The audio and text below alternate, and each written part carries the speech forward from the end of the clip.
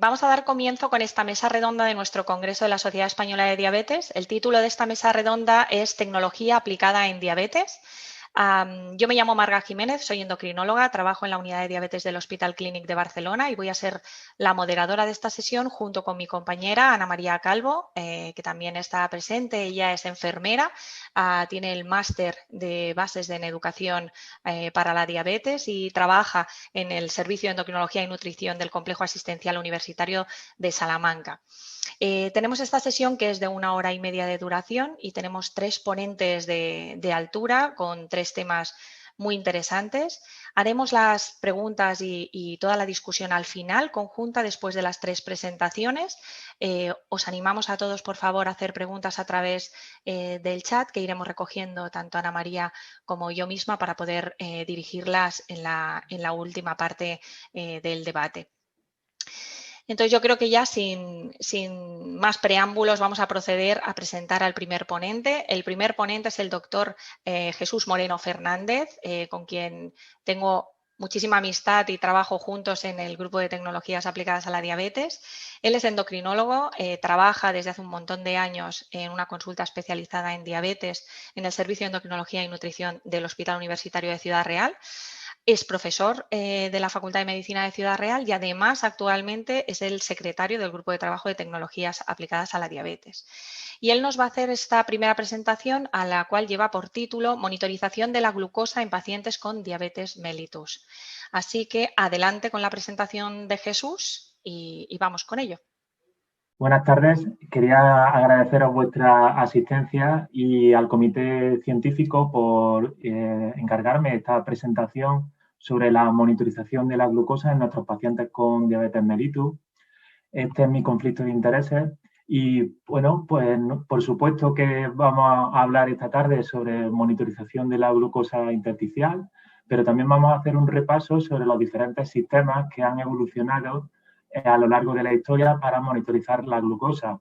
Habrá un hueco para hablar de la determinación de la glucosa capilar.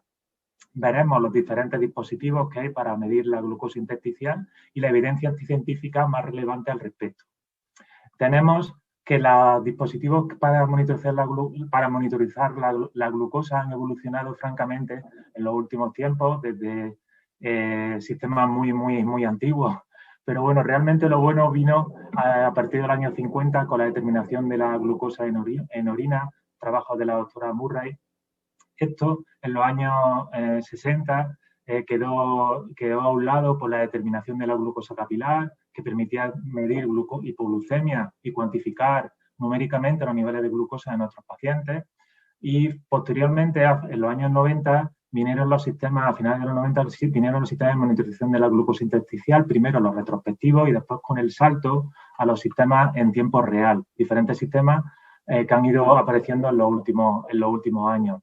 Tenemos que la glucosa capilar va a seguir siendo utilizada por nuestros pacientes con diabetes, pero desde mi punto de vista hay pacientes con diabetes que ya están con sensores de glucosa con monitorización intersticial y pacientes que todavía no han llegado a ese punto.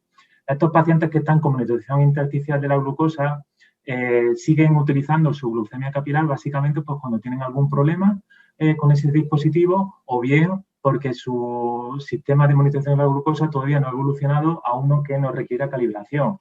Y después quedarían todos esos pacientes que aún no han pasado a monitorización de la glucosa intersticial, que siguen utilizando su glucemia capilar porque el sistema sanitario de momento no se lo está permitiendo o porque haya alguna limitación en la indicación de este tipo de monitorización de la glucosa. Os recomiendo este consenso sobre la forma de utilizar la monitorización de la glucemia capilar, publicado por la Asociación Americana de Diabetes el año pasado, donde nos recuerda la frecuencia, la indicación de la determinación de la glucemia capilar. Pero no debemos olvidar que esta determinación de la glucemia capilar hay que reportarla en nuestras historias clínicas mediante unos informes que se parecen al AGP que veremos al final de la presentación, respecto a la forma de hacer los diferentes puntos que hay que determinar en estos informes sobre glucemia capilar, con una diferencia que es que debemos hablar de 90 días y de que no debemos hablar de diferentes tiempos en rango, sino de porcentaje de valores por encima o por debajo del rango de glucemia capilar. Perdonadme para los que ya sabéis mucho de esto, pero entended que el público es muy variado. No es lo mismo hablar de glucemia capilar que de glucosa intersticial. Glucemia capilar, estamos midiendo sangre capilar. Glucosa intersticial, estamos midiendo el líquido intersticial. Hay un decalaje de unos 10 minutos. Hay una diferencia de valor de un 10%. Y esas diferencias las tenemos que entender para poder interpretar bien los valores de glucosa intersticial y las diferentes tendencias que nos van a dar estos dispositivos. Disponemos de diferentes opciones para determinar la glucosa intersticial. Venimos de una clasificación entre sistemas intermitentes que requerían escaneo y sistemas en tiempo real que no lo requieren. Eso evolucionó a una nueva división de monitorización entre los que requieren calibración y los que no requieren calibración, que es lo que estamos evolucionando ahora mismo. Y esto pasará al siguiente escalón, que van a ser los sistemas de monitorización que se conectan y los que no se conectan con otros sistemas inteligentes que pueden incluir los bolígrafos, las plumas inteligentes o los sistemas de asa cerrada o las bombas de insulina. Todos estos sistemas de monitorización de glucosa deben de venir estructurados en diferentes programas educativos. El Spectrum es uno de los programas más importantes que se han desarrollado al respecto, que se desarrolló en Alemania. Y estos programas educativos nos dan una información nos ofrecen una información a los pacientes para sacarle mayor partido a esos sistemas de monitorización de la glucosa intersticial.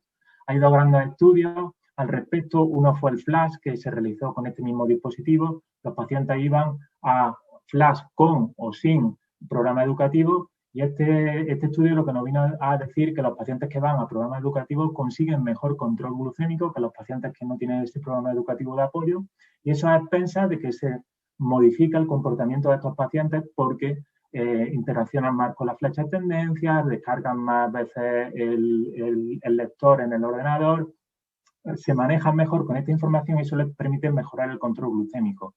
Desde el punto de vista de la monitorización en tiempo real, está el estudio TRAIN, publicado muy recientemente, en el que con ese mismo fundamento de ofrecer a los pacientes un soporte con un programa educativo, se vio cómo estos pacientes que recibían este programa mejoraban sus conocimientos y también mejoraba discretamente su control glucémico. Es decir, que no es dar dispositivos de forma ahí tonta a todo el mundo sin ningún tipo de control, ¿vale? Hay que dar dispositivos, hay que formar a los pacientes, hay que formar incluso a veces a los familiares para que sepan cómo manejarlo. En segundo lugar, vamos a revisar cuál es la evidencia con la monitorización de la glucosa intersticial y vamos a empezar con la monitorización en tiempo real. Tenemos los estudios de los joyeros, que son el GOLD y el DIAMOND. El GOLD fue realizado en pacientes con diabetes tipo 1, un estudio cruzado en el que los pacientes iban o bien a monitorización en tiempo real o a glucemias capilares con el objetivo de hemoglobina glicosilada. Y realmente los resultados de este estudio fueron muy buenos respecto al control glucémico de los pacientes con diabetes tipo 1, con unas francas mejoras de las cifras de hemoglobina glicosilada, de los diferentes tiempos en rango de variabilidad glucémica, de cuestionarios de satisfacción, de calidad de vida. Estos ítems vamos a ir viendo cómo los diferentes estudios prácticamente se copian de unos estudios a otros respecto a objetivos principales y objetivos secundarios. Un subestudio del GOLD, que fue el GOLD 3, que se basó en hipoglucemia nocturna, demostró que había una franca reducción de en torno a un 50 o un 60% de esas hipoglucemias nocturnas. El otro estudio fue el DIAMOND, que se desarrolló en pacientes con diabetes tipo 2, con los mismos objetivos prácticamente. Pues en este estudio hubo una reducción significativa de las cifras de hemoglobina glicosilada con monitorización en tiempo real, con diferentes mejoras en otros objetivos secundarios. La monitorización intermitente de la glucosa para nuestros pacientes con multidosis nos pueden servir, entre otras cosas, para mejorar su control glucémico, para evitar que se hagan los controles capilares y para mejorar su calidad de vida. Los datos más clásicos los tenemos del estudio IMPACT, realizado en pacientes con diabetes tipo 1. Eran pacientes que mantenían un buen control glucémico, venían de hemoglobina de por debajo de 7.5 con valores en torno a 6.7. Y en este estudio se detectó, lo primero, una alta frecuencia de automonitorización de los niveles de glucosa en los pacientes que estaban con el sistema FLASH. los pacientes triplicaban las veces que conocían sus niveles de glucosa respecto a los que estaban con glucemia capilar. Y en segundo lugar, hubo una franca reducción del tiempo en hipoglucemia, que era el objetivo principal del estudio, y de los diferentes tiempos en rango de los pacientes. El estudio REPLACE, que fue desarrollado en pacientes con diabetes tipo 2, el objetivo principal del estudio fue las cifras de hemoglobina glicosilada, y en este ensayo, pues igualmente se vio que los pacientes duplicaban la frecuencia de autocomprobación de los niveles de glucosa y venían con una mejora sobre el control glucémico, especialmente en los pacientes que tenían menos de 65 años, que eran los que más se estaban beneficiando de estos dispositivos, por ejemplo, en sus resultados sobre las cifras de hemoglobina glicosilada. Pero se confirma de nuevo esa potencia de este producto para reducir el tiempo en hipoglucemia, mejorar la satisfacción, mejorar la calidad de vida de los pacientes que lo utilizan.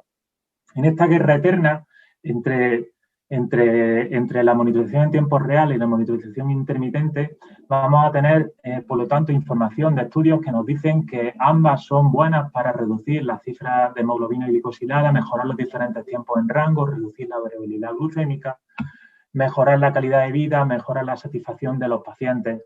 Es una lucha en la que incluso se han diseñado estudios para intentar aclarar, por ejemplo, el estudio de HEART, en la que los pacientes iban a tiempo real o a monitorización intermitente, y con el objetivo era ver si el tiempo en hipoglucemia era diferente entre ambos grupos. Y efectivamente, los pacientes que iban a monitorización en tiempo real conseguían mejores resultados respecto a la hipoglucemia, respecto a los tiempos y a los diferentes tiempos en rango que ofrecían los pacientes. Esta diferenciación, esta guerra entre intermitente y tiempo real, como os decía, la que estamos todavía metidos, pero de la que vamos a salir muy pronto, porque en Europa está comercializado ya el sistema FreeStyle Libre 3, que es un sistema de monitorización en tiempo real. Realmente los pacientes no van a necesitar escanear para saber cuáles son sus niveles de glucosa, van a tener sus alertas y sus alarmas como tiene FreeStyle Libre 2, pero sin la necesidad de hacer el acto de pasar el lector o la app del móvil para saber sus niveles de glucosa. Como digo, una guerra de la que vamos a salir en pocos meses. Y aún así habrá gente que piense, y os encontraréis con gente que os diga que esto de la monitorización que no sirve para nada. Y os voy a ofrecer los resultados de unos grandes estudios en vida real que han salido publicados en los 2 últimos años, especialmente este año. El primero fue un estudio europeo, que es un estudio en el que se han analizado las descargas de todos los lectores, se incluyeron pacientes nacionales, y en este estudio nos vino a decir que había una gran relación entre las cifras de hemoglobina glicosilada y el número de escaneos de los pacientes. A mayor número de escaneos se consiguen las cifras de hemoglobina glicosilada más bajas. Los pacientes tenían una media de 16 escaneos al día, y si os fijáis, para conseguir esa hemoglobina glicosilada de 7, tendrían que hacerse unos 20 escaneos al día para conseguir esos resultados.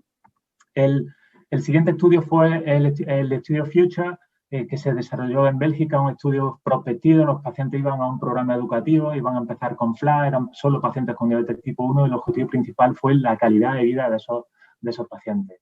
Pese a que la calidad de vida de los pacientes fue igual, este estudio ya nos empezó a demostrar que había unas ventajas adicionales, especialmente a la hora de reducción de las complicaciones agudas por diabetes y de lo que eso supone para un sistema público de salud a la hora de reducir ingresos y disminuir el gasto sanitario.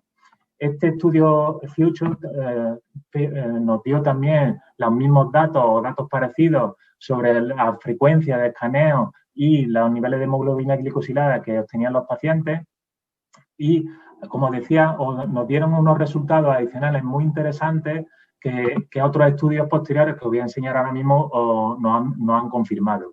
En este estudio no hubo diferencias en las cifras de hemoglobina glicosilada de los pacientes de forma general, aunque los pacientes que venían peor controlados sí que tuvieron un descenso significativo de esos valores de hemoglobina glicosilada.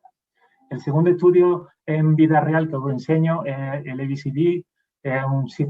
Fue un estudio realizado en Reino Unido, fue una auditoría interna hacia el sistema FLA.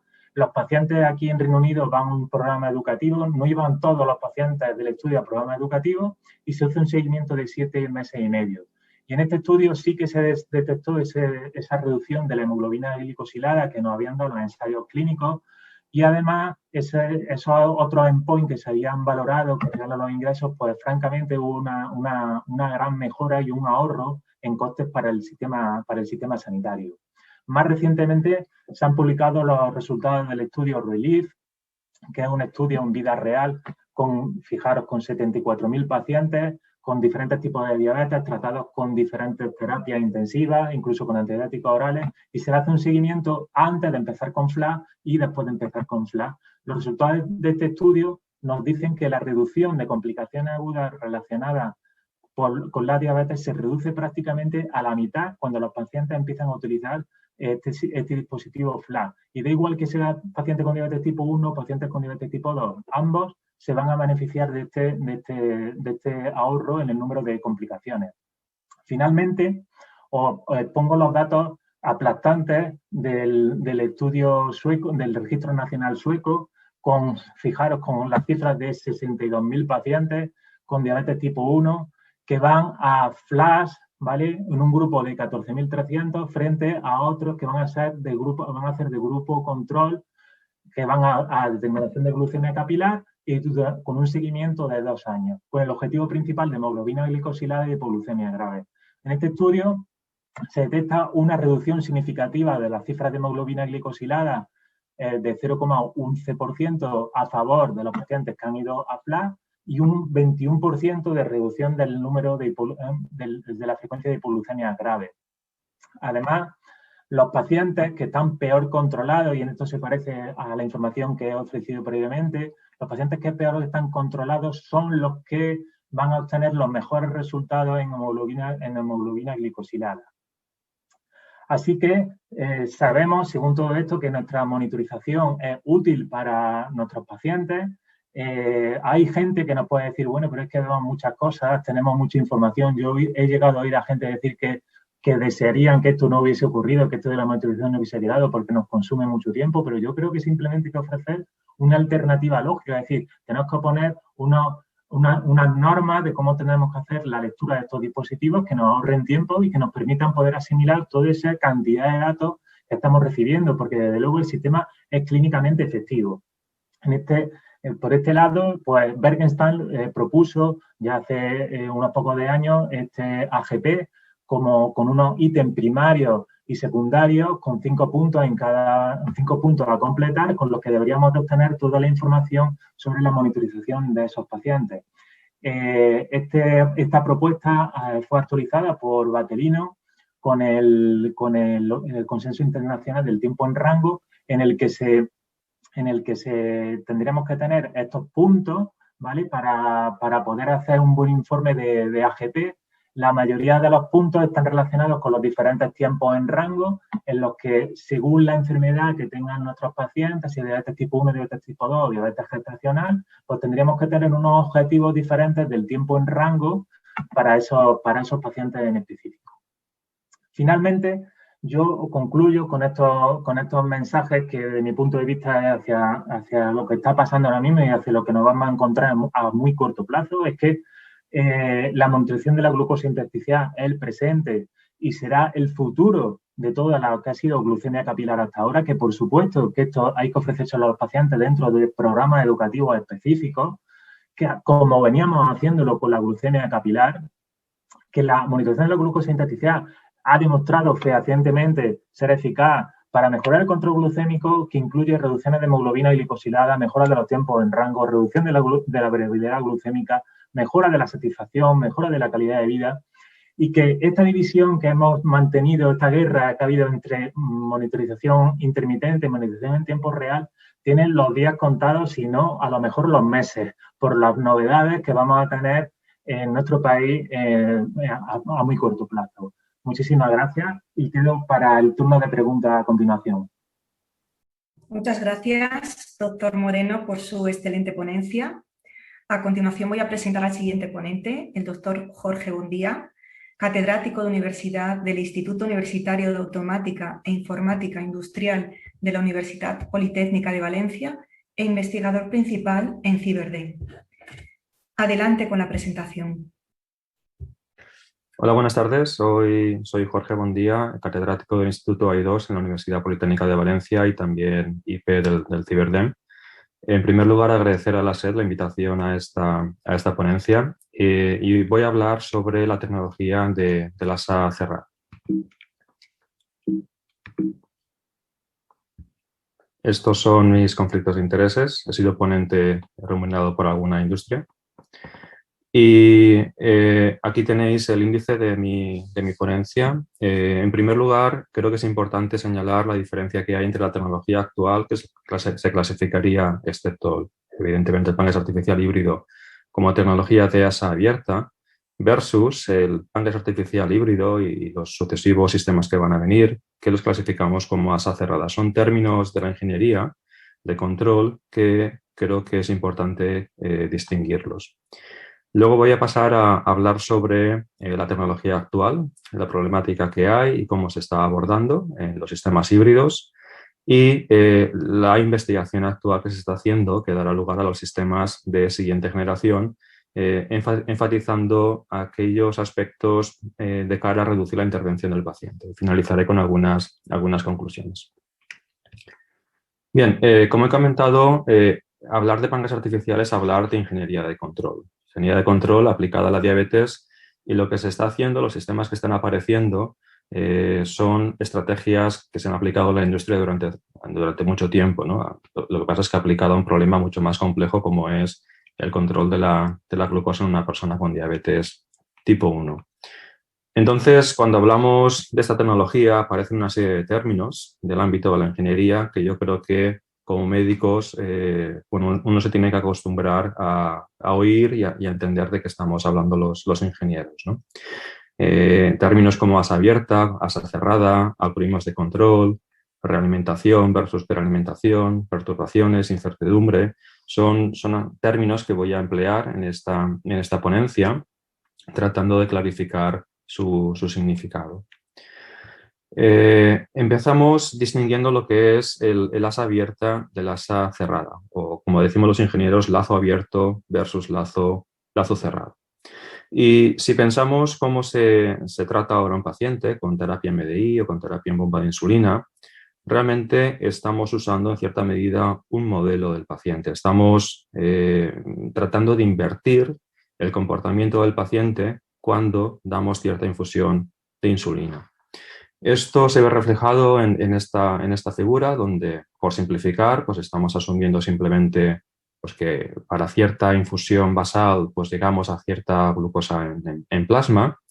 Pues si yo sé que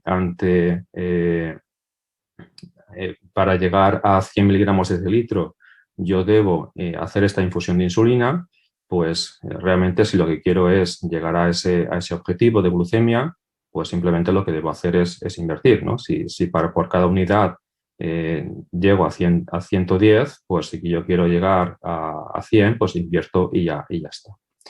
¿Vale? Sin embargo, esto tiene un problema importante y es que voy a ciegas, ¿no? O sea, yo he asumido cierto comportamiento del modelo, cierto comportamiento del paciente en forma de un cierto modelo cualitativo y estoy invirtiendo ese modelo y es lo que me da el ajuste de la terapia, pero ni el modelo va a ser correcto, va a estar sujeto a incertidumbre, en este caso variabilidad del paciente, y el paciente va a estar sometido a muchas perturbaciones que van a desviarme de ese objetivo glucémico y no voy a reaccionar a ellas porque no mido, voy a ciegas, ¿no?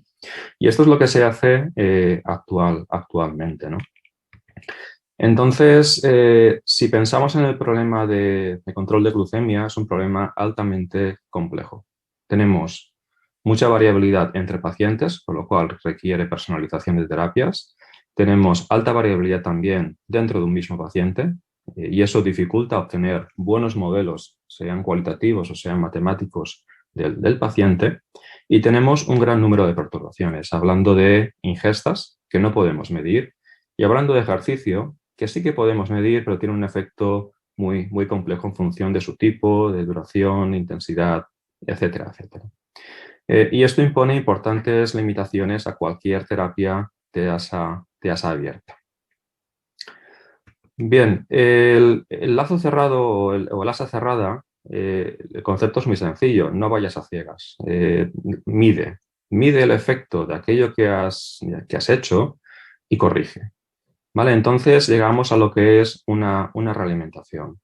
Estamos midiendo nuestra variable a controlar, en este caso la glucosa en plasma, con un monitor continuo. Estamos comparando esa evolución de la glucemia con nuestro objetivo de control.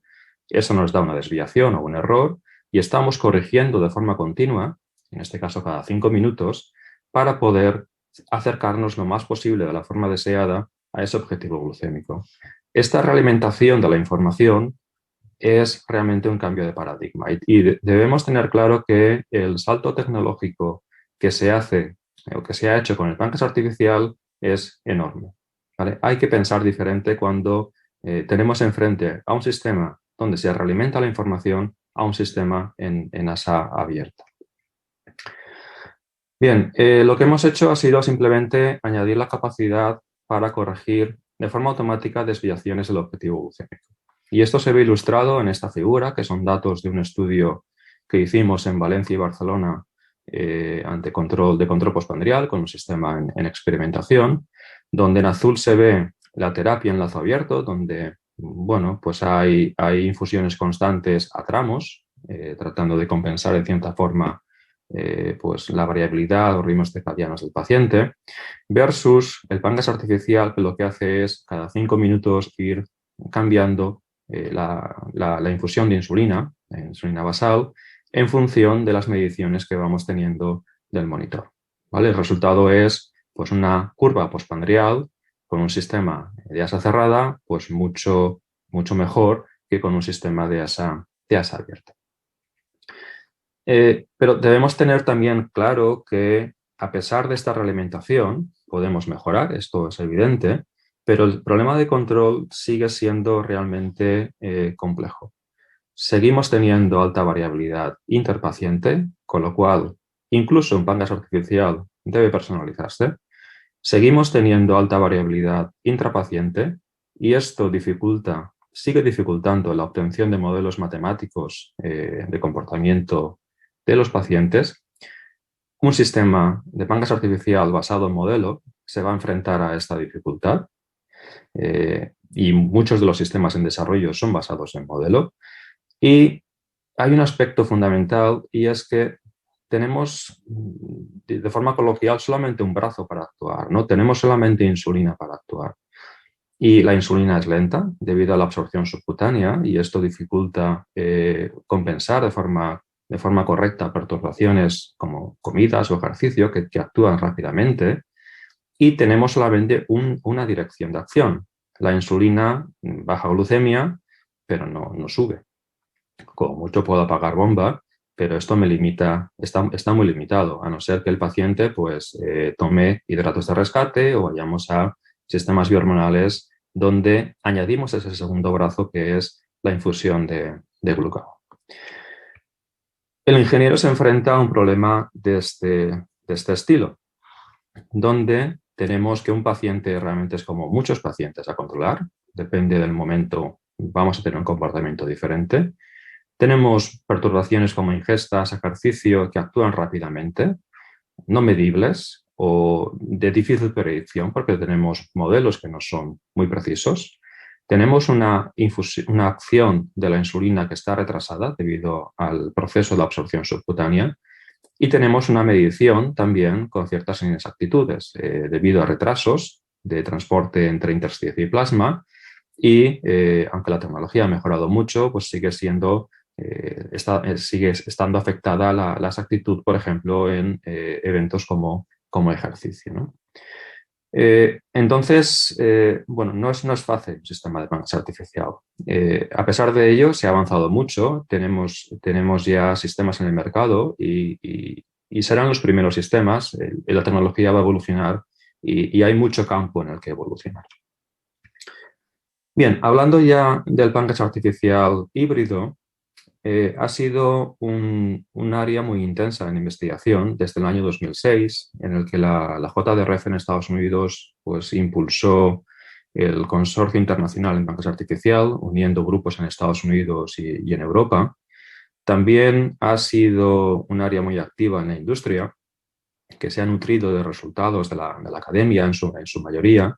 Y vemos pues industria como Medtronic, que ya tiene 2 sistemas en el mercado, Tandem asociado con Dexcom, que tiene un sistema en el mercado, Roche asociado con Diabeloop, que recientemente ha puesto un sistema en el mercado, y otras empresas que tienen en su pipeline sistemas pues, ya muy cercanos al mercado, como son Insulet o es Lilly, Beta Bionics en el sistema bihormonal, y empresas que han surgido o organizaciones que han surgido del ámbito de los pacientes, como puede ser Bigfoot o puede ser Tidepool. Si hacemos una revisión de los sistemas que hay en desarrollo entre academia e industria, pues hablamos de que hay más de 20 sistemas que están siendo evaluados. Desde el 2017, en los últimos años ya han salido 5 sistemas en el mercado, ¿no? Los que he comentado de Medtronic, 670G, 780G, el Tandem Control IQ, el de la Universidad de Cambridge, el CAMA APS-FX y Diabeloop DBLG1. Si tenemos en cuenta sus diferencias, esto es algo importante. Si pensamos en la diferencia entre los sistemas de suspensión automática, bueno, pues pueden usar diferentes umbrales o diferentes condiciones para parar bomba o reanudar bomba, pero la lógica es muy sencilla. Si hablamos de un sistema de páncreas artificial, los detalles de los algoritmos de control de cada sistema pueden ser muy, muy diferentes. Entonces, cada sistema de páncreas artificial podemos decir que es un mundo diferente, piensan diferente. Y podemos agrupar estos algoritmos en 2 grandes categorías: los reactivos, que sería Medtronic, que corrigen a partir de la medición actual del error, tendencia del error acumulado, estimaciones de insulina en plasma, versus aquellos que se basan en modelos, aquellos sistemas que tratan de predecir en el futuro y tratar de optimizar el comportamiento futuro según ese modelo matemático. Estos sistemas predictivos se enfrentan a la dificultad de tener buenos modelos, como he comentado antes. Entonces, en la balanza, no usar modelo a usar un modelo regular, pues realmente no hay mucha diferencia, ¿no? En cuanto al algoritmo de control, qué prestaciones me va a conseguir. Pero todos ellos tienen en común que son sistemas híbridos, ¿vale? Y eso de híbrido es lo que ha marcado la primera generación de sistemas de páncreas artificial. Con híbrido queremos decir que no hay una automatización total. Son sistemas semiautomáticos que automatizan la infusión basal. Pero la gestión de las perturbaciones, la gestión del ejercicio, la gestión de las ingestas, suele ser todavía artesanal. Todavía, bueno, de forma equivalente a lo que se hacen ahora los pacientes, ¿no? Todavía hay que contar hidratos para el cómputo de bolos prandiales y todavía hay que tomar acciones preventivas para evitar hipoglucemias durante el ejercicio. El hecho de preguntarse si hacía falta un bolo prandial o no en un sistema automático es algo que ya en los orígenes, en los primeros estudios ya se estudió, ¿no? Entonces, ya en el 2008, Weinzimmer pues, estudió la diferencia entre un sistema totalmente automático y un sistema con un bolo prandial y se demostró que evidentemente tener el bolo, avanzar esa necesidad de insulina, pues era necesaria para tener un buen comportamiento.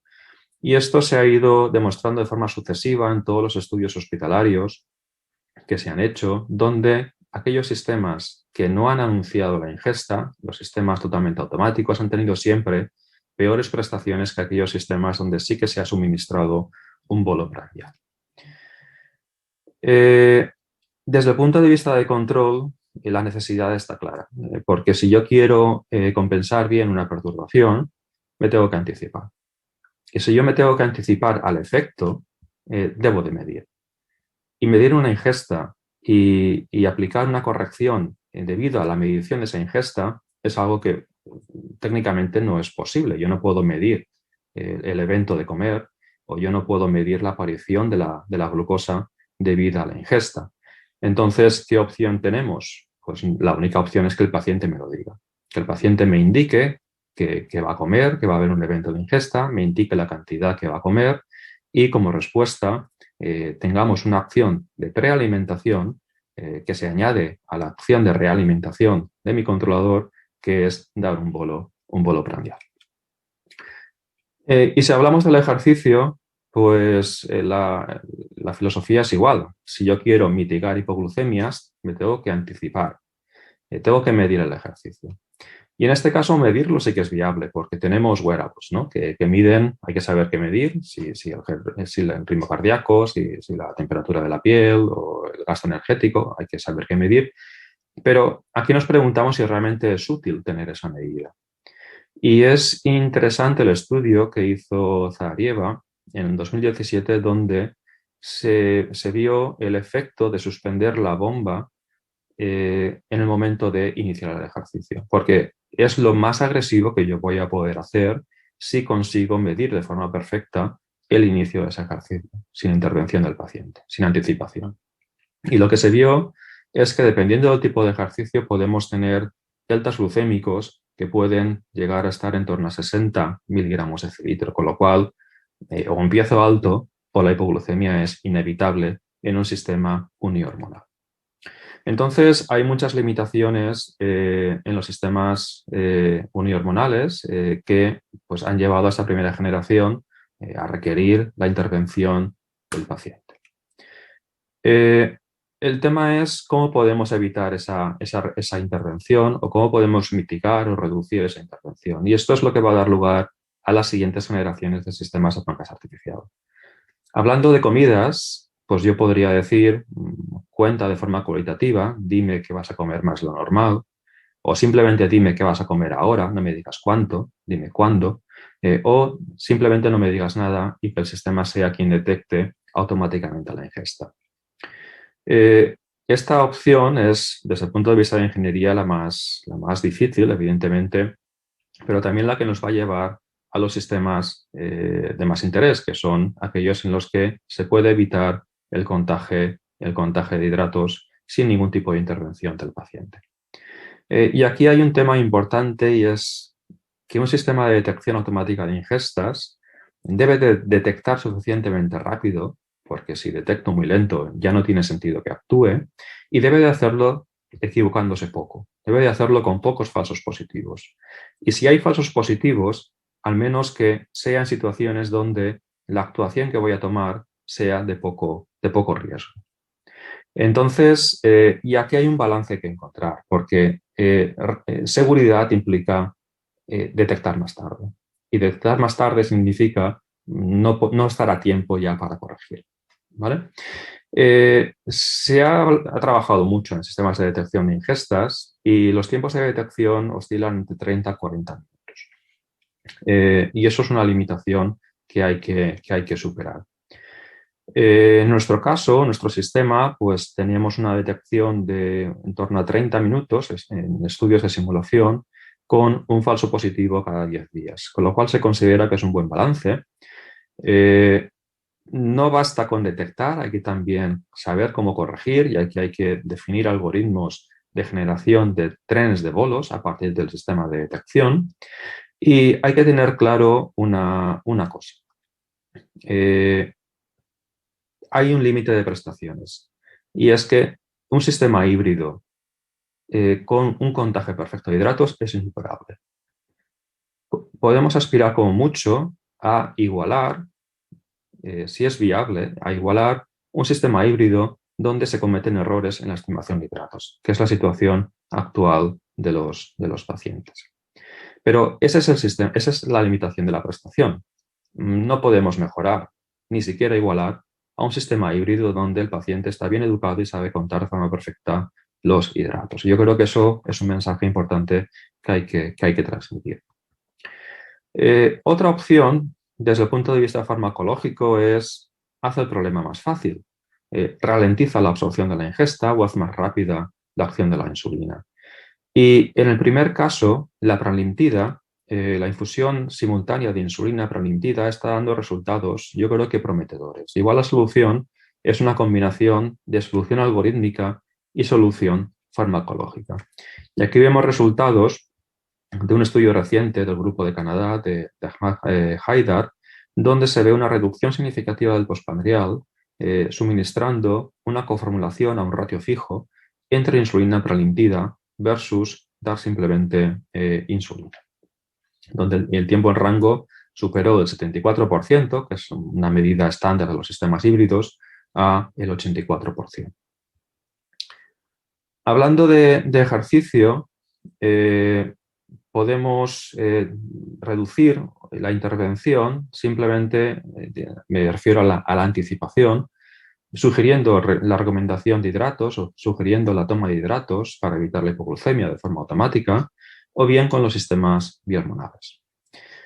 En el primer caso, se ha demostrado viable, y estos son datos de un estudio clínico que hicimos en Barcelona, donde recomendar de forma automática hidratos en una sesión de ejercicio permitía tener un mejor control sin ningún tipo de denunciamiento que la terapia SAP o un comportamiento similar a anunciar esa sesión de ejercicio. Pero si queremos realmente eliminar la intervención del paciente, tenemos que ir a sistemas con glucagón. Los sistemas con glucagón se han demostrado eficientes, especialmente durante ejercicio, pudiendo igualar el standard of care, donde el paciente toma acciones preventivas, sin ningún tipo de acción preventiva con la infusión de glucagón, pues se pueden igualar prestaciones. Pero hay que tener en cuenta también que el glucagón no va a servir siempre. El glucagón está limitado por la insulinemia. Insulinemia alta implica pérdida de efectividad de glucagón. Entonces hay que investigar más en los sistemas bihormonales. Hay que coordinar mejor la infusión de insulina y la infusión de glucagón. Y no siempre el glucagón va a ser viable. Habrá veces donde habrá que recomendar hidratos en lugar de dar de forma automática glucagón. Esta es una de las líneas de trabajo en las que estamos trabajando actualmente en Valencia, donde estamos diseñando sistemas bihormonales coordinados que integran infusión de insulina, infusión de glucagón o recomendación de hidratos para superar bien efectos secundarios del glucagón o bien simplemente pérdida de efectividad debida a un exceso de insulina.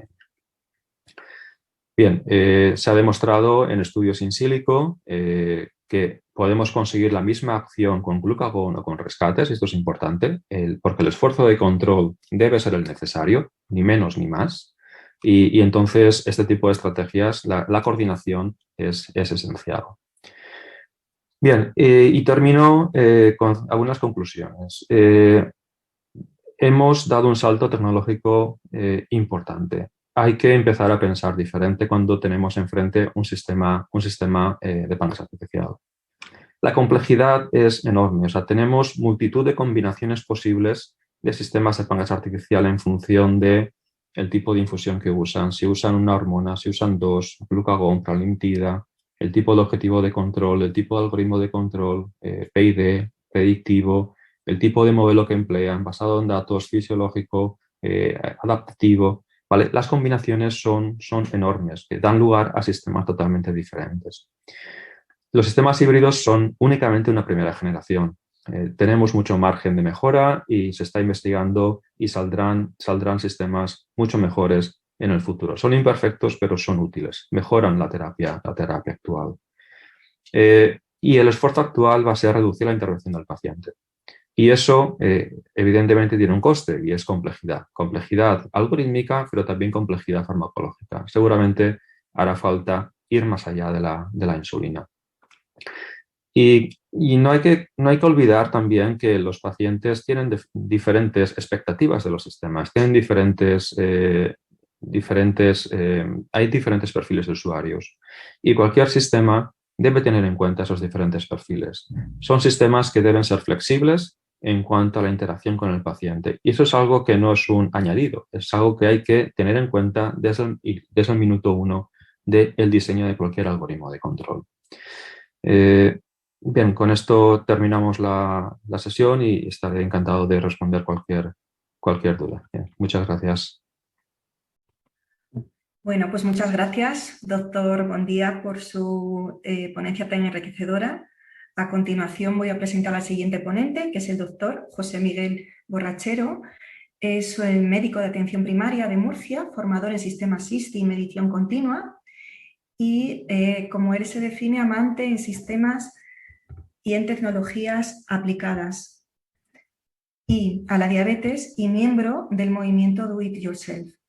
Adelante con la presentación. Bueno, buenas tardes a todos. A estas horas, mi nombre es José Miguel Borrachero y voy a hablaros de inteligencia artificial aplicada a la diabetes. Lo primero, dar las gracias al Comité Científico de la SED por permitirme participar en este congreso y sobre todo por poder compartir la mesa con ponentes de tanto prestigio y amigos como son Jesús Moreno o Jorge Buendía. A mí me ha tocado hablar de inteligencia artificial aplicada a diabetes. Bueno, os comento mi perfil. Yo soy clínico, sobre todo trato a personas con diabetes y mi formación de informática es como hobby. Entonces, voy a intentar explicar qué aporta a una persona con diabetes el hecho de la tecnología y de la inteligencia y de lo que viene ahora, de lo que conocemos por inteligencia artificial. Sin más, lo primero es definir qué entendemos por inteligencia artificial. Hay muchas definiciones de lo que sería la inteligencia artificial, pero bueno, yo creo que de una forma práctica nos podemos quedar con esta que tenemos aquí, que define muy bien lo que es lo que podríamos considerar inteligencia artificial. Serían todas aquellas técnicas que permiten a los ordenadores imitar el comportamiento humano. Es decir, que permite a un ordenador actuar resolviendo problemas como lo resolvería la inteligencia humana. Pero claro, como ya decía Howard, la inteligencia humana no tiene una sola dimensión, sino que la inteligencia humana se divide en hasta 9 tipos diferentes de inteligencia.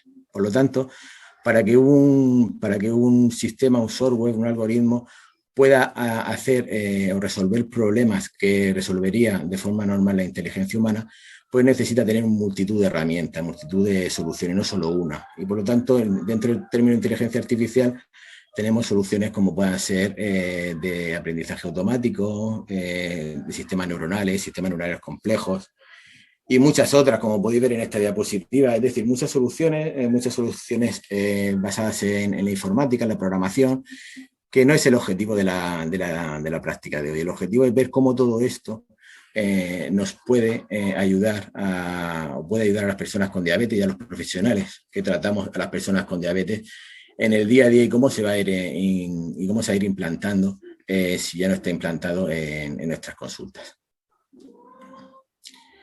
Bueno, y lo primero, para saber hacia dónde vamos, siempre creo yo que es conocer de dónde venimos.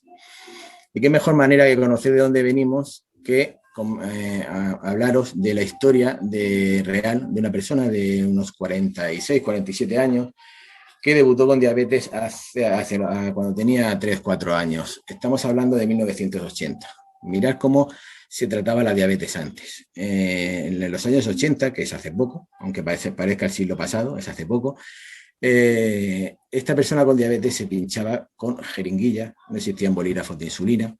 Tenía estos aparatos que eran glucómetros enormes, muy grandes, tardaban mucho tiempo en decir la glucemia que tenía, no se podían transportar apenas y encima la precisión pues no era la más idónea. A su vez, a veces tenía que tomar la glucemia con tiras de orina y lo que sí que siempre, igual que ahora, hacía es tener una educación diabetológica muy importante para la hora de pesar los alimentos. Por lo tanto, como veis, este era el panorama en los años 80.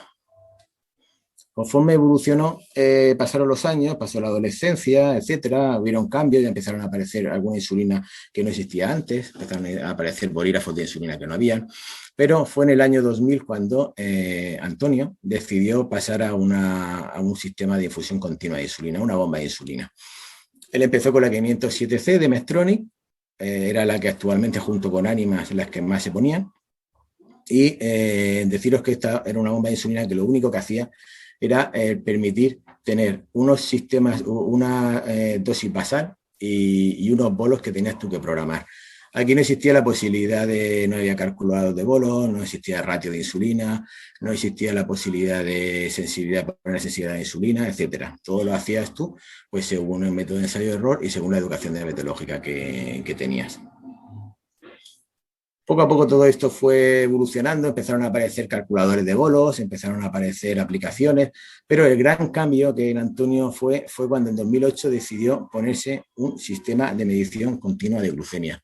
En este caso eligió un Descon G4, para luego ir cambiando a Descon G5, Descon G6, pasó por el Freestyle también, pero en 2008, más o menos por esa fecha, fue cuando realmente el poder tenerla un poquito más adelante, el poder tener la medición continua de forma ambulatoria, que las personas con diabetes puedan poder usarla, fue lo que creó el gran cambio, lo que fue el gran cambio, creo yo, desde hace mucho tiempo para las personas con diabetes, porque aquí es donde nos permite tener datos de glucemia y nos permite poder introducir todo lo que es la tecnología en el tratamiento y en el cuidado de las personas con diabetes.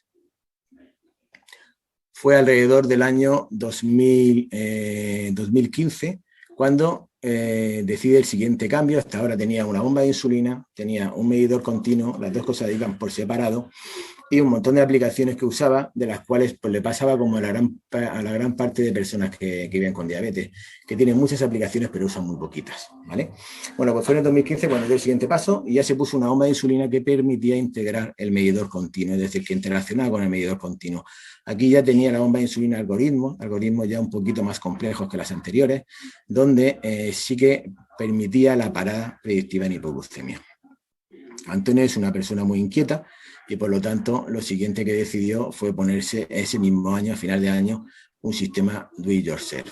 Los sistemas do it yourself ya sabéis que son sistemas que una persona con diabetes se lo monta él mismo bajo su responsabilidad, no está avalado por ninguna sociedad reguladora de medicamentos, pero existen. Y como tal, Antonio decidió ponerse un Android APS y su sistema do it yourself lo montó con una bomba Insight y con un medidor continuo G4.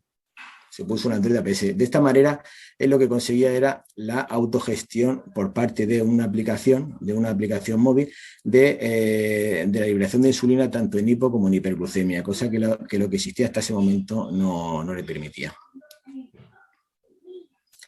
Y en la actualidad, el siguiente cambio que ha dado, ya apareciendo los nuevos sistemas, ya se ha cerrado, lazo cerrado, aparecen los sistemas, los que tenemos en España, los Loop, Tandem IQ Control o la Medtronic 780G, pues en este caso decide el ponerse un sistema Loop y que es un sistema de lazo cerrado, como veremos más adelante.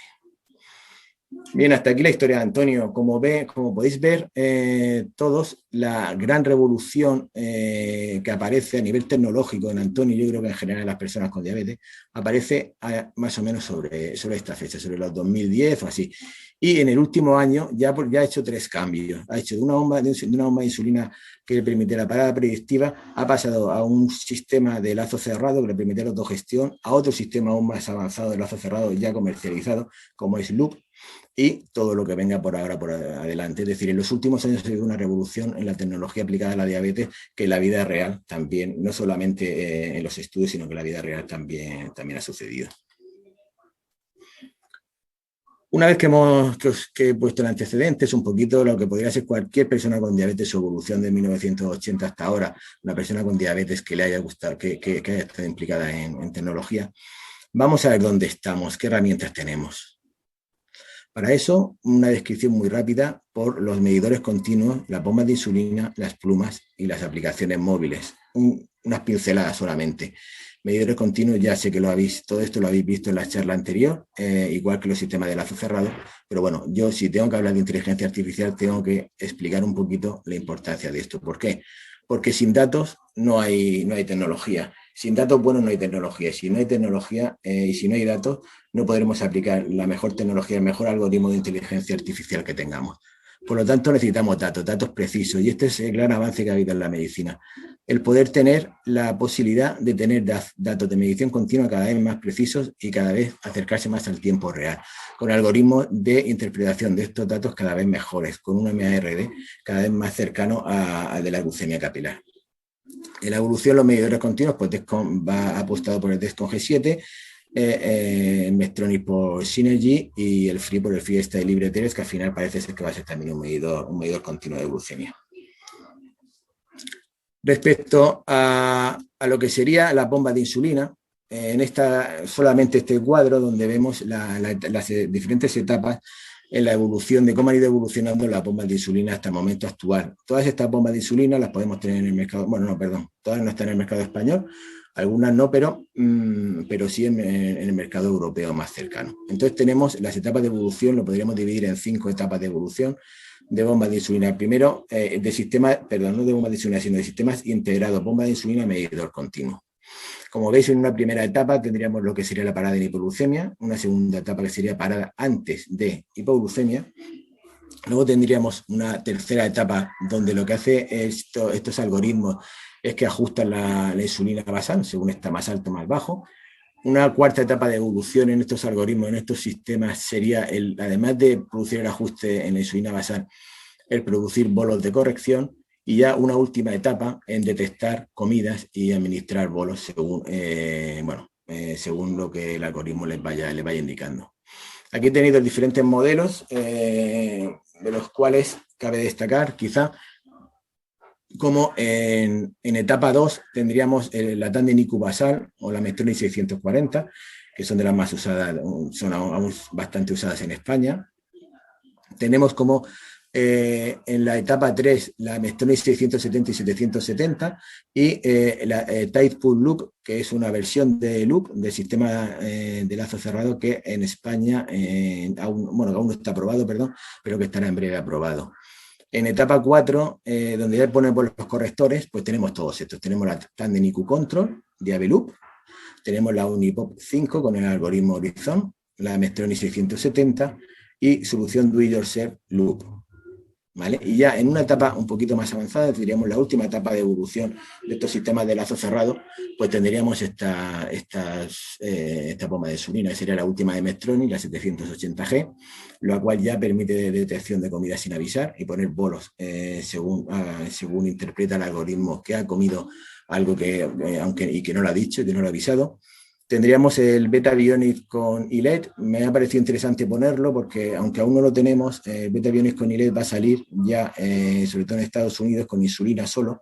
Esta bomba va a llevar, además de que es un algoritmo muy avanzado en la gestión de la glucemia, de la liberación de insulina, ese algoritmo también le permite llevar la gestión no solamente de la insulina, sino también del glucagón. Estas bombas de insulina que actualmente solo van a salir con el algoritmo de insulina, ya está desarrollado para salir también con el algoritmo de glucagón y va a ser la primera insulina biohormonal, o parece ser la primera bomba de insulina biohormonal, que tengamos en el mercado.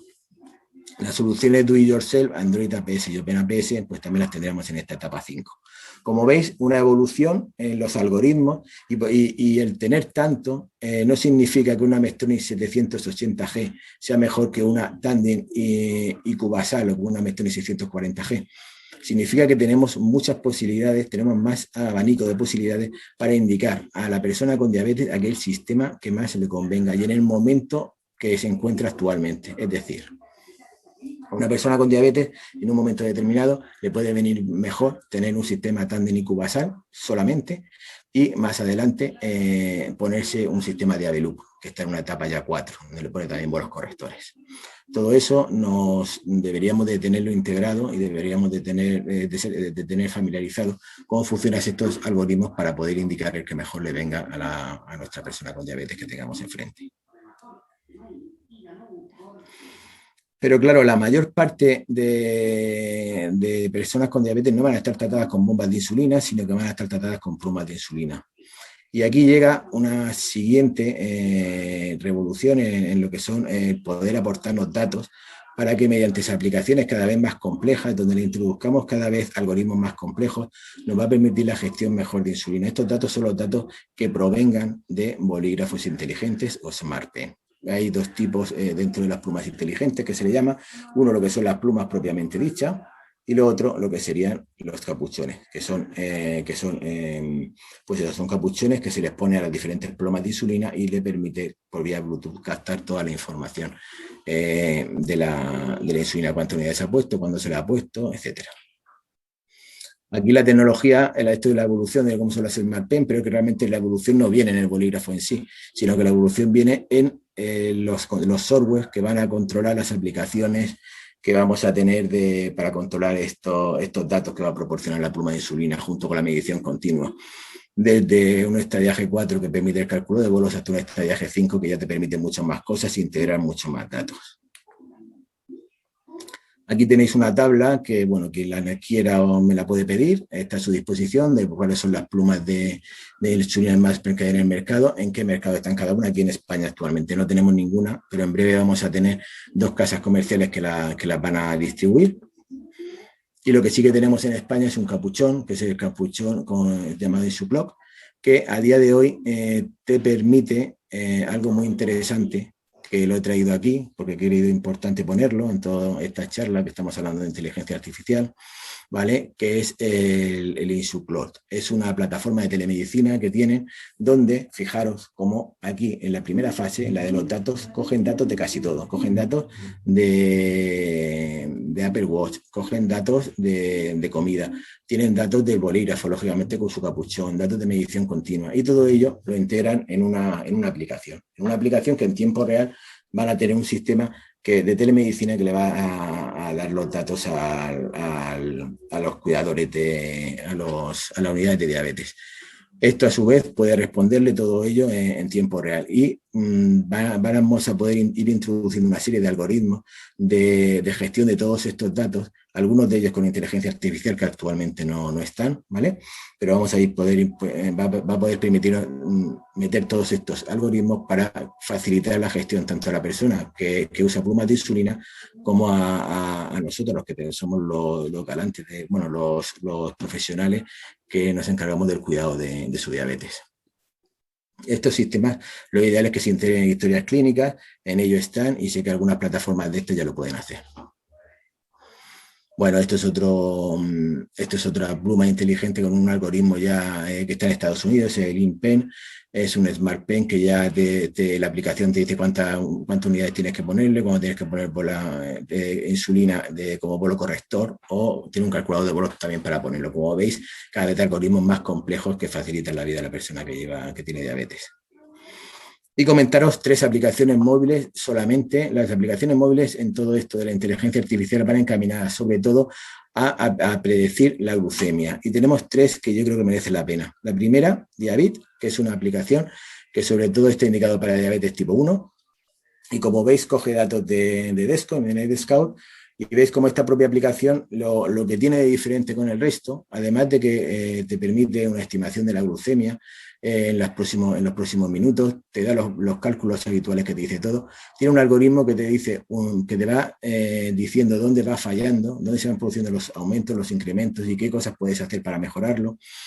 Y sobre todo es que te permite, el algoritmo, pues después de 15 días de estudio, te permite hacer una predicción de una hipoglucemia nocturna hasta 9 horas antes de que la tengas. Por lo tanto, es una aplicación que puede tener mucha utilidad y además se asocia o se empareja con una plataforma Endobit, que es una plataforma de gestión de diabetes muy avanzada. January es una aplicación que también está aprobada por la FDA en Estados Unidos. Es una aplicación que tras 2 semanas con un monitor continuo está indicado en pacientes con diabetes tipo 2 y prediabetes. Y fijaros, lo que te permite es individualizar la respuesta que vas a hacer frente a una comida, ¿vale? Sugiriéndote además cómo puedes mejorarla, qué tipo de fibra tienes que ponerle, es decir, te permite comparar comidas, te permite sugerir qué alimentos, qué pasaría con la glucemia si le pones fibra a esos alimentos o no, te permite, te aconseja cuánto tiempo tienes que caminar para que la glucemia y qué gráfica va a hacer tu glucemia si caminas más o menos tiempo. Bueno, y también tiene una parte de ayuno intermitente. Como veis, es una aplicación dirigida a pacientes tipo 2 y prediabetes, de las poquitas que hay aprobada por la FDA, que también tiene no solo datos de glucemia, sino de frecuencia cardíaca y de comidas.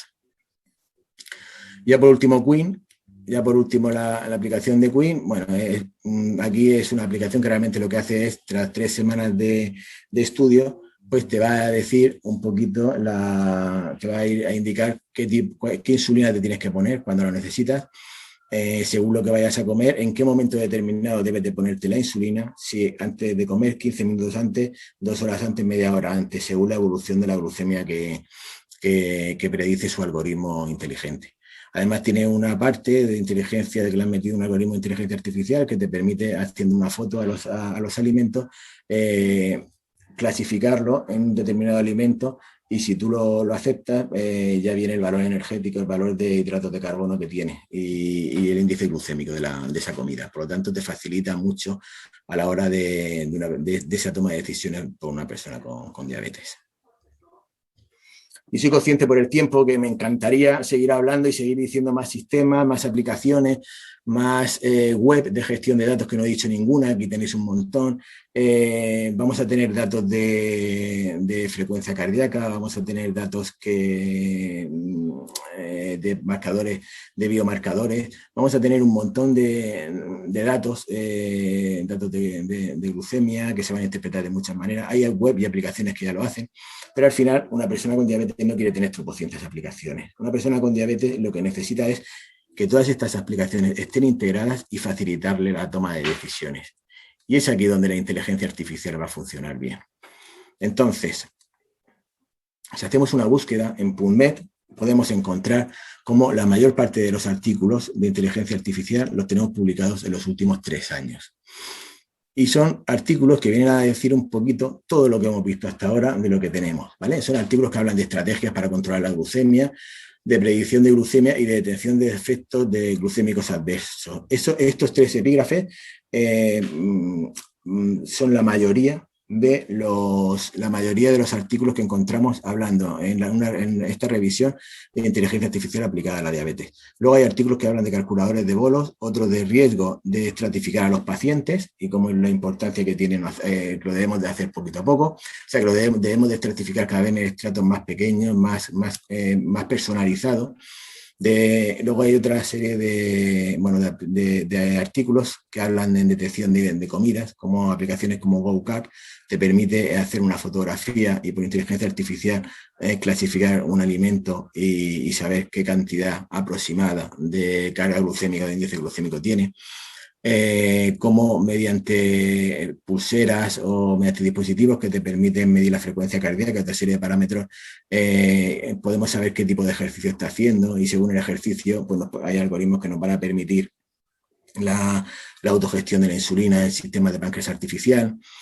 Algoritmos muy importantes que nos van a detectar los fallos de sistemas de páncreas artificial. Esto es importantísimo para evitar estos fallos, detectarlos a tiempo antes de que pueda producir un problema serio.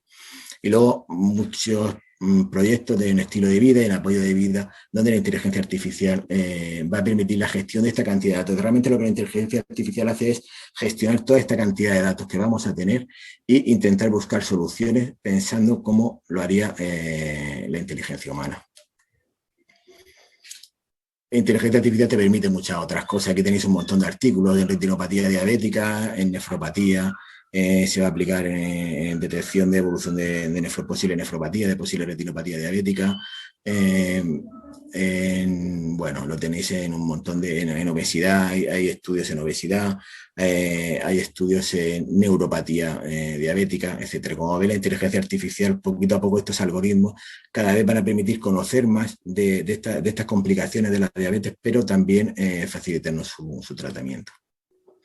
Y como no tengo mucho más tiempo, no tengo más tiempo, ya acabar diciendo que hay muchos tipos de personas con diabetes, cada uno es diferente, como podemos ver un poquito en esta imagen, ¿no?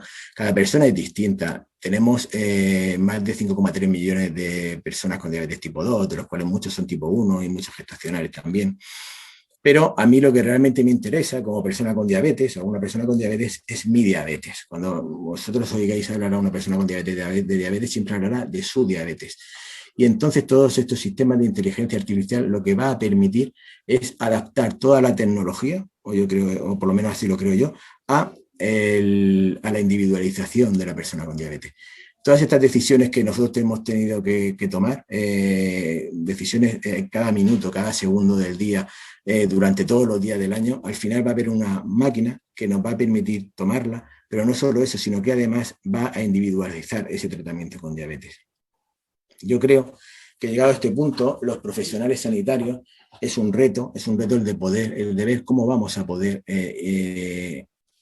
asumir e implantar esta tecnología que nos viene, esta tecnología que muchas veces se desconocía, que es difícil de entender muchas veces por nosotros cuando hablan de lógica difusa, cuando hablan, etcétera, pero tendremos que intentar aprender a interiorizarlo en nuestras consultas, en nuestra forma de ver a las personas con diabetes, en tratarlas y sobre todo también en escucharles, porque muchas veces habrá soluciones a la diabetes que nos traigan las personas con diabetes que muchas veces en el primer momento podamos desconocer. Por lo tanto, ya para terminar, además de dar las gracias a todos, deciros que sin educación diabetológica, y eso lo creo firmemente, aunque estos sistemas cada vez se hacen para gente que dicen que menos educación deben de tener, yo sigo pensando que sin educación diabetológica no hay una tecnología buena para la diabetes. Aunque como podéis ver en la diapositiva del fondo, sí es verdad que la tecnología puede ayudar también en la educación. Muchas gracias.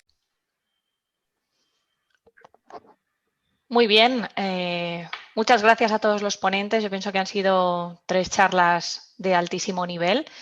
Nunca en la vida había visto 30 preguntas en el chat, así que vamos a intentar gestionar esto de la mejor manera posible entre Ana y yo.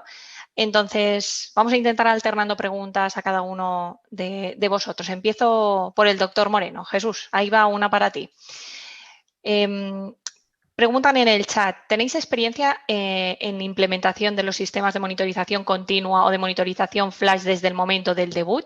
¿Y en qué momento del debut consideras que es recomendable iniciar este tipo de tecnología si es que existe? Bueno, pues una pregunta muy pertinente porque, claro, todo el mundo quiere lo mejor desde el principio y los mismos pacientes están ingresados ya nos están preguntando por la bomba, por el páncreas artificial o si no ellos sus padres. Y en esto yo creo que hay que estructurar, es decir, hay que escalonar un poco cómo tienen que avanzar. Respecto a la pregunta en concreto de Flash, nosotros se lo pedimos al debut, pero aproximadamente los pacientes tardan un mes en empezar con Flash.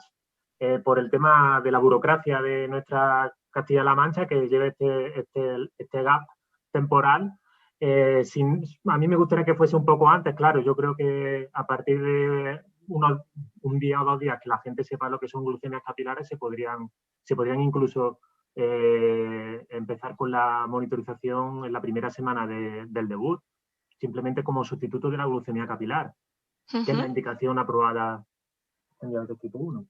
Es interesante ese debate. No sé, Ana María, como educadora experta, ¿qué implica esto en los programas educativos? ¿Le quieres preguntar alguna cosa a Jesús? Sí, porque tenemos varias preguntas también en el chat. Bueno, primero quería agradecer a los ponentes porque, aparte de ser espectaculares su ponencia, han reflejado la importancia de la educación y a veces es que parece que nos fijamos mucho solo en la tecnología y parece como que la educación queda algo como secundario, ¿no? Y entonces, bueno, agradecer pues las menciones que se han hecho a educación, que para mí, claro, como educadora, y así me transmite también muchas personas, pues creemos que es la base también. Una pregunta que va dirigida al doctor Moreno respecto a los programas de educación es que si se usan en sus pacientes los informes de AGP como herramienta educativa dentro de los programas educativos. A los pacientes, bueno, yo es que directamente soy esta costumbre de girar la pantalla, ¿no? Que la tenemos, yo creo que todos los que llevamos en esto trabajando tanto tiempo, lo hacemos de forma continua. O sea, es práctica clínica habitual, ¿no? Comentar con los pacientes las gráficas de AGP, especialmente en los pacientes que no cumplen objetivos de control, que es a los que hay que dedicarle más tiempo, es donde hay que invertir. Muy bien, muchísimas gracias, doctor Moreno. Yo creo que vamos a movernos hacia la parte de páncreas artificial. Doctor Bondía, tenemos millones de preguntas, pero voy a por un par que he visto en el chat que son realmente muy de práctica clínica. Hay una pregunta que te la enlazo con varias, ¿eh? Preguntan, ¿cuál es la diferencia entre el funcionamiento del algoritmo entre el sistema del Control-IQ y la Minimed 780G que debamos conocer los clínicos? Es decir, ¿qué diferencias desde el punto de vista de ingeniería deberíamos conocer los clínicos? Esta una. Y luego preguntan, de los sistemas híbridos actualmente comercializados en España, 2 de ellos utilizan un algoritmo con aprendizaje automático y un tercero no. ¿Cuál pensarías que es el algoritmo más adecuado para cada uno de los tipos de pacientes? Es decir, ¿deberíamos personalizar cada dispositivo de páncreas artificial para pacientes en concreto? Atendiendo a la primera pregunta, Si se refiere a detalles técnicos, yo diría que ninguno. O sea, lo haríamos muy mal los ingenieros y los médicos tenéis que saber las matemáticas que hay dentro de un algoritmo de control, ¿no? Entonces, desde el punto de vista clínico, ¿qué debéis saber? Pues básicamente qué parámetros debéis sintonizar para que funcione bien cierto algoritmo de control. Y ahí sí que hay mucha diferencia, ¿no? Los algoritmos se van a sintonizar con 2, 3 o 10 parámetros diferentes y eso va a depender del algoritmo de control concreto, ¿no? Entonces, es más un tema de qué flexibilidad me permite tener un cierto sistema de parámetro artificial en cuanto a cómo definir los objetivos glucémicos, son fijos, son variables, los puedo cambiar a lo largo del día o no, qué parámetros para sintonizar agresividad tengo, porque van a haber parámetros de agresividad, ¿no? Son 1, son 2, son 3, esa es la parte importante. No es si es un algoritmo PID con realimentación de insulina como es el ASID80G, mezclado con lógica difusa, que a nivel técnico es lo que es, o el control IQ es un sistema clásico basado en control predictivo, ¿no? Esos detalles nos lo quedamos nosotros dentro, ¿no? O sea, desde vuestro punto de vista, funcionalidad y sobre todo capacidad de ajuste. Vale, y eso enlaza con la segunda pregunta, ¿no? Realmente todo sistema debe tener aprendizaje. Y de hecho todo sistema tiene aprendizaje. Todos los sistemas comerciales, de una forma o de otra, más o menos compleja, pero todos los sistemas tienen aprendizaje. Lo tenía la 780, lo tiene la 780G, lo tiene el Gamma PSFX, lo tiene Diablo Loop. Lo que pasa es que lo tienen diferente. ¿Vale? Entonces, unos aprenden de una forma y otros aprenden de otra. Pero un sistema comercial sin aprendizaje no va a ser útil, ¿vale? Porque te tienes que adaptar, ¿no? a los cambios de comportamiento del paciente sí o sí. Y bueno, básicamente cada paciente pues, tendrá un sistema más adecuado para él, ¿no? No es igual un paciente que es muy estable que un paciente que es muy lábil, ¿no? En cuanto a qué prestaciones debe tener el sistema para poder controlar bien esa diabetes. Temas de usabilidad. A veces la diferencia no va a ser simplemente qué control glucémico persigo, sino que cómo de fácil es, cómo de motivado es al paciente, cómo de usable es el software, ¿no? que viene con la bomba o la forma de ajustar la bomba o la forma de interactuar con ellas. Hay mucho tema de usabilidad que también hay que tener en cuenta, ¿no? y qué va a hacer que un paciente esté motivado o no a la hora de usar el modo automático en un sistema de paneles artificial. Es decir, que nos queda mucho todavía para ser capaces de estratificar, individualizar y ser capaz al final, ¿no? de personalizar qué sistema es el que es mejor para cada uno, ¿no? Y primero que todos estén accesibles y que todos los pacientes al final puedan elegir, ¿no? Porque eso es clave, ¿no? O sea, está el criterio médico, evidentemente, ¿no? ¿Cuál es, desde el punto de vista médico, el que te puede permitir un mejor control? Pero también, igual no hay una única solución, igual hay 3 soluciones que te permiten el mismo tipo de control. Y esas 3, ¿cuál prefiere el paciente? Exacto. Ana María, ¿hay alguna pregunta de educación para el doctor Bondía? Bueno, se refiere a todos, pero yo creo que podría contestar él porque ha estado hablando mucho de los sistemas automáticos, porque pone a todos. Con el uso de sistemas automáticos, ¿será necesario modificar nuestros programas educativos porque surgen nuevas necesidades? ¿Pueden contarnos algo de esto? Desde mi punto de vista, la respuesta es que sí, evidentemente, ¿no? O sea, cualquier tecnología nueva que sale requiere un cambio, primero que el profesional aprenda, ¿no? Y luego que transmita ese aprendizaje al usuario, ¿no? Entonces, cualquier salto tecnológico al final requiere una reestructuración del contenido de cualquier programa educativo, porque tecnología sin educación no tiene sentido. La educación sigue siendo fundamental, ¿no? Y de hecho tecnología más educación es lo que hace fuerte la tecnología, ¿no? La tecnología per se es un cacharro, ¿no? Hay que saber usarla. Exacto. Muchas gracias, Jorge. Muchas gracias. Pues vamos a por el doctor Borrachero. Vamos a ver. Tengo varias, José Miguel. Tengo un par que me han parecido muy interesantes. Una es, como sabes, en la pasada TTD ha habido mucho debate sobre el uso de monitorización en pacientes con diabetes tipo 2 y justo nos has mostrado la app January, que también está pensada para pacientes con diabetes tipo 2 y que recibiría, si no lo he entendido mal, información de la glucosa a partir de la monitorización, ¿no? Una de las preguntas que hay es si es coste efectivo esto en un sistema como el nuestro. O sea, ¿o qué opinas del uso uso de la monitorización y de estos sistemas en diabetes tipo 2? Vale. Bueno, me viene bien porque además yo soy médico de familia, así que lo que más veo son diabetes tipo 2. A ver, ahí, como todos, no podemos de repente indicar, creo yo, estos sistemas a todas las personas con diabetes tipo 2. Pero hay un grupo de un porcentaje de pacientes, los cuales, de personas con diabetes tipo 2, que son los pacientes más vulnerables, pacientes que viven solos, pacientes que están inmovilizados en sus casas, a los cuales tener un sistema de monitorización continua les puede salvar la vida. Yo eso lo he peleado mucho en mi comunidad. Es verdad que por ahora a nivel individual me dejan financiar determinadas personas con esa vulnerabilidad, no me han puesto ninguna pega, pero a nivel general no está indicado. Yo creo que eso sí o sí, esas personas que estén con insulina y diabetes tipo 2 y sobre todo que vivan solas vulnerables deberían de tener un sistema de medición continua.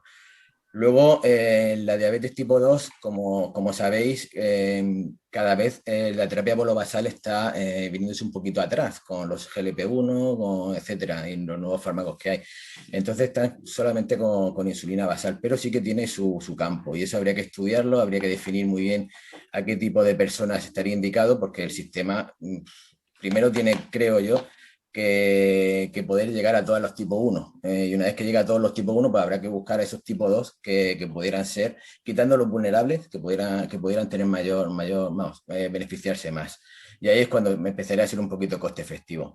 January exactamente es una aplicación, ¿vale? Que no tienes que llevar el monitor continuo todo el rato, lo llevas 15 días, luego lo quitas y el algoritmo lo que te permite es, con los datos que has obtenido esos 15 días que tú has ido introduciendo manualmente, pues, las comidas, etcétera, te permite estimar qué sería lo ideal para ir haciendo. Me pareció interesante ponerla porque es de las pocas que he visto en prediabetes. Sí, puedo decir casi la única, ¿vale? Y lleva un algoritmo que hablan que tiene cierto grado de inteligencia artificial incorporado. Muchas gracias. Me ha parecido una reflexión realmente muy cercana a las preguntas que nos estamos haciendo los clínicos, ¿eh? Desde el punto de vista de atención primaria, muy, muy, muy acertada, de verdad. Muchas gracias. Tengo otra pregunta para ti, José Miguel. Hay una pregunta en el chat que dice, ¿cómo crees que va a cambiar el tema o el circuito, casi va para todos, o el circuito por el que van nuestros pacientes con diabetes tipo 1 con la incorporación de la inteligencia artificial en los algoritmos para pacientes con diabetes tipo 1 que vayan tratados con múltiples dosis de insulina? Si piensas que esto va a reducir el uso de bomba de insulina o de sistemas de páncreas artificial, etcétera. O sea, ¿qué crees que va a cambiar cuando se introduzca la inteligencia artificial para las múltiples dosis? Vale, en tipo 1, ¿verdad? Uh-huh. Vale. Mira, un sistema de lazo cerrado, yo creo que a día de hoy, si no te importa llevar una bomba de insulina, un sistema de infusión continua de insulina, ¿vale? Vamos a llamarle bomba de insulina, yo creo que es lo que mejora más la calidad de vida de la persona con diabetes. ¿Por qué? Pues porque te permite tomar muchas menos decisiones que si llevas un bolígrafo, que si usas terapia con múltiples dosis de insulina. Llegado a este punto hay muchísima gente que no quiere llevar, o algunos pacientes, un grupo importante de personas con diabetes que no quieren llevar bomba de insulina, y ahí sí que veo acertadísimo la incorporación de los Smart Pen, de tener esa información, porque esa junto con la múltiple dosis de insulina y luego si encima empiezan a aparecer aplicaciones que ya les va a indicar incluso cuando tienen que ponerse el polo corrector, qué insulina necesita en determinados momentos, yo creo que va a ser fundamental. Y aquí yo haría una reflexión, no sé lo que pensáis vosotros, porque yo lo que estoy viendo en algunos casos es personas con diabetes tipo 1 recién diagnosticadas y que salen con un sistema automático de asa cerrada directamente, casi sin pasar por múltiples dosis o casi sin pasar por un sistema más sencillo. Yo, bajo mi punto de vista, creo que es imprescindible, primero, una educación muy importante, y cuando ya llegue a un nivel educativo grande, hacer el paso ese, que no tiene por qué dilatarse mucho en el tiempo, pero sí tener muy estratificado cómo queremos hacer esa educación en el tiempo y todo. Lo que no puede ser, creo yo, es que salgan del hospital con un sistema de lazo cerrado directamente después de una semana ingresada. Claro, ciertamente esta reflexión nos da para un debate entero, ¿no? De qué requisitos tiene que tener una persona para poder utilizar un sistema de este tipo, ¿no? Y luego en todo este circuito y en toda esta historia natural, pues incorporar a la persona con diabetes en todo este algoritmo de decisiones para que podamos gestionar mejor los procesos y que entre todos podamos valorar cuál es la mejor opción y qué actitud hay que tomar en cada uno de los momentos, ¿no? Y ahí pues tenemos que ir todos a una. Muchísimas gracias a los tres ponentes. Le paso la palabra a Ana María para cerrar ya el simposio. Bueno, nos encantaría estar mucho más tiempo. Hay muchas preguntas sin contestar, pero bueno, el tiempo es el que es. Entonces, agradecer las tres excelentes ponencias y bueno, cómo se han desarrollado las contestaciones. Y bueno, agradecer también mucho la asistencia a esta mesa. Hay muchas personas que, bueno, quedan un poco sin respuesta, pero bueno, para otra vez será. Esto es así. Muchísimas gracias a todos por estar ahí y muchísimas gracias por mantenernos al tanto de las tecnologías y, como bien se ha dicho en esta mesa, las tecnologías de la mano de la educación y las tecnologías también, la educación y de la mano de los pacientes con su toma de decisiones, que es fundamental que podamos hacer esto, si no, pues no estaremos atendiendo adecuadamente a las personas con diabetes. Pues muchísimas gracias a todos. Cerramos la mesa. Gracias.